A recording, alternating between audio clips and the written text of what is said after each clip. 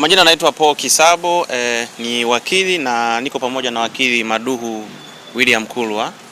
Pamoja na tulikuwa pia na wakili Frederick Msaki. Leo tarehe 22 mwezi wa 12 mwaka 2025, kesi ya watuhumiwa wa uhaini ambao walibaki katika mahakama ya hakimu mkazi Kisutu wakiendelea na hiyo kesi zilikuwa zimepangwa kwa ajili ya kutajwa leo. Watuhumiwa walikuwa 12 na kesi nyingine walikuwa 4, lakini kati ya watuhumiwa 12 watatu wamebadilishiwa kosa, wamepewa kosa au wameshtakiwa kwa kosa la kuchoma moto ofisi ya Chama cha Mapinduzi kule Kivule kama sikosei. Wako watatu na kosa hilo lina dhamana, kwa hiyo wamepewa dhamana.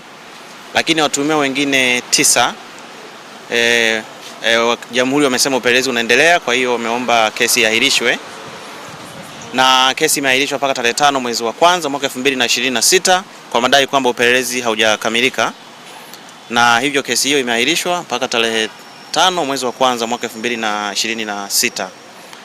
Lakini mtuhumiwa mmoja wapo amejaribu kuieleza mahakama kulingana na hali yake, kwa sababu anaumwa, anaitwa Baraka, na alikuwa hajapata dawa tokea siku ya kwanza ambapo alipelekwa hospitali. Alipelekwa hospitali ya Amana, dawa zilipoisha kupewa tena dawa. Kwa hiyo ameieleza mahakama kwamba hajapata dawa. Nadhani namfahamu yule kijana ambaye alikuwa akifikishwa mahakamani, anabebwa na mwenzake anaitwa Baraka Mweta.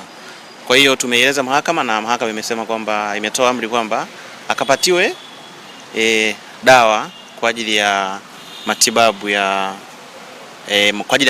kutokana na hali yake ya huo ugonjwa. Kwa hiyo kimsingi leo hicho ndo kimetokea.